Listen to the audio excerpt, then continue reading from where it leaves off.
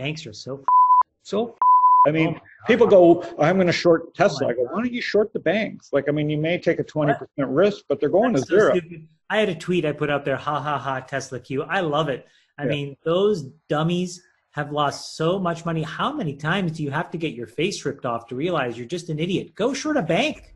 Well, Rates are at zero. Rates are at zero. Hey folks, I hate to say it, but I told you so when it comes to these Canadian banks and these wonderful earnings that not only just smashed it out of the water, but are making me tens of thousands of dollars. And yeah, this has been one of the greatest recovery plays in Canadian history and probably one of the most obvious buys we've been talking about since Warren Buffett's even been buying those US banks, guys. I mean, Kasaw's coming from a mile away. And I remember Chamath Palihapitiya, I never say his last name right, he was saying that instead of shorting GameStop, people should be shorting the banks. And I honestly thought that was the stupidest statement ever. And you're going to see why in these earnings, but it primarily comes down to the fact that everything that we've been preaching has been largely now reflected in these stock prices, which is loan loss provisions were soon going to pass. And when they did pass, holy crap, we're smashing it out of the water on the earnings here. And we're going to break all of this down for you guys. So consider hitting that like button and also subscribing, because tomorrow when I reveal my portfolio, you're going to see all the money that I'm making off these super awesome, easy dividend stock, boomer stocks. You're doing boomer stocks. What the hell?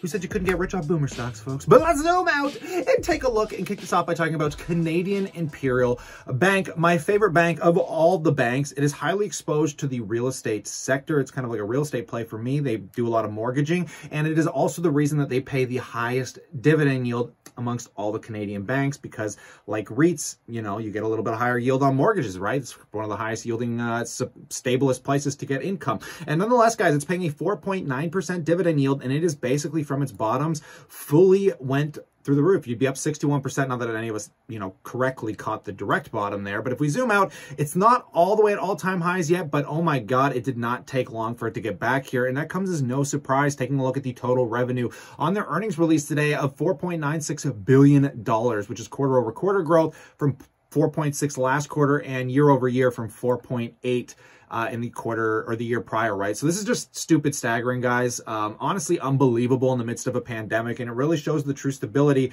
that people are actually paying their mortgages in this real estate crisis here that isn't, well, the crisis people were predicting, which makes me pass the question off to you here, folks. Do you think once the CERB and the benefits all run out that people will largely maybe be defaulting on these loans? Do you think there's a lot of renters out there that are going to have a hard time paying that? I don't know. It's going to be interesting, but I think, in my humble opinion, things are going to be just fine. So let's talk about Toronto Dominion Bank. Now, this bank is on a whole nother spectrum, because this is not only giving you Canadian exposure, but it is giving you large exposure to the U.S. It does a lot with insurance. It's a much broadly diverse bank compared to something like Canadian Imperial Bank. And that is why we're probably seeing a lot more stabilization in the growth of this company, but the dividend a little bit less at 4.05%. One that many of you know I have been recently gobbling up like candy, and I haven't even peeked into the account you know, in the last day here, because I'm really excited to see what it's going to look like tomorrow after these earnings release. Because again, hitting all-time highs here from the bottom. This thing is fully recovered 47% from the lows. And taking a look at those earnings here, folks. Now, I wish I need to go through the financial report and find the revenue over revenue growth would be more entertaining, because here I've got the net income and the EPS, which they're saying quarter over quarter grew 14% and year over year grew 10%.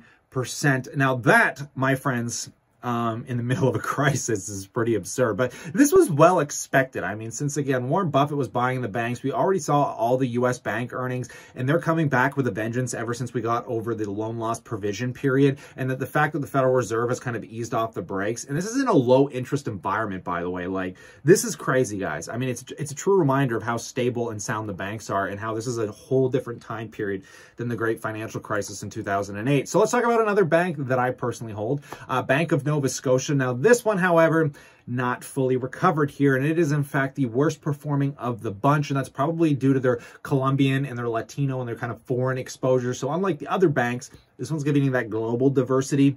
These things are like Pokemon cards. You kind of just got to collect them all for the diversification asset that you're getting here. And don't buy them in ETF, folks. There's like 4 or 5 Canadian banks you need to own. Really, you could only own 2 or 3 and be fine. I own 3. Nonetheless, Taking a look, I own this one because it's also a higher yielder, hasn't cut the dividend at all at 4.76%. PE is surprisingly a little higher, but that probably comes to the drop-off in revenue growth that they did experience, because unlike anything else we're going to look at, their total revenue quarter over quarter grew by $500 million. Pretty nice. But year over year, it's down slightly because they did $8.07 billion against the year prior at $8.14 billion. A little bit of a hiccup. Nothing too extreme here, folks, which is thus the recovery that we are experiencing, but not to all-time highs. But I'm patient with this one, and I'm not in it really for capital gains. But damn it, to get this kind of growth and these kind of yields, whew, man, who says you can't be a boomer investor, right? Taking a look at Bank of Montreal. Now, this is a boomer bank because this one's directly tied to the oil industry, and I refuse to buy this bank at the bottoms because I'm not a fan of oil. Got no exposure to it. It's just not, I'm just not a fan of it in general, and this bank, you know, when you get through loan loss provisions and oil has a crazy rebound. I mean, take a look at the return, up 70% from the lows, hitting all-time highs, 4% yield, just under 13% PE. And taking a look at these revenues, if I can squeeze in here, guys, the top revenue, we can see that $6.9 billion against Q4 here, the quarter prior at 5.9, so almost $1 billion increase. And year over year, not too crazy, but from 9.74 to 6.9. I don't think anyone's complaining, right? So the stability continues. What about the largest Canadian bank and the largest company in Canada next to Shopify, until Shopify blew past it, which Shopify is still volatile. I have to look at the market cap and see if it's still bigger than Royal Bank. But even still, guys, this was a company I used to perform for when I had a real job. I used to rub shoulders with the CEO. And I guess the question is, can you call a magician a real job? I guess that's the defining question here, isn't it? But nonetheless, folks, taking a look at Royal Bank, pushing into all-time highs today, fully recovered, 3.9% dividend yield, the highest premium roughly at 13.6 PE. Obviously, you're going to pay a premium for the second largest company in Canada. But taking a look at its earnings here, we got a total revenue of $12.9 billion. I never thought in high school I'd be using so many B's and T's in my life. Hopefully, eventually that reflects into my bank account. It's like, what's that movie called? The Secret. If I can just think billions of dollars, billions of dollars, billions of dollars, and just say it every day, maybe it'll come into fruition here. Who knows? But I'm comfortable. I'm not chasing those kind of dollars, I think, but I just want comfortability, baby. But nonetheless, folks, just taking a look. That's the whole point of passive income, right? That's why you guys subscribe to this channel. It's the point is to make your money make you money. That's why we're here. But taking a look at the revenue, this company, $12.9 billion, guys, quarter over quarter growth, year over year growth. They've never experienced over $12 billion in revenue, I think, from what I can tell on this little earnings report. But nonetheless, folks, for the next 2 weeks, all we're going to get to do is listen to the Motley Fool and every news outlet in Canada here, including Bloomberg, pump these bloody banks to the moon, as now that they've socked enough money away to deal with any experiences in loan losses. Here we go, baby. It's time for liftoff, and being patient through the last year is finally paying off with my recovery plays, and I'm probably not going to be aggressively buying into banks as much as I was. I'm pretty much going to be moving on from these suckers now. I'm pretty happy with where they sit, and if there is a further dip in the future, I will continue to add, but while there is dips going on in other sectors of the market right now, I think it's more appropriate to add my focus there. And I'm going to pass the question out to you guys. Do you own these Canadian banks? Were you listening to us, even in the U.S. side of the border, at least picking up some U.S. banks?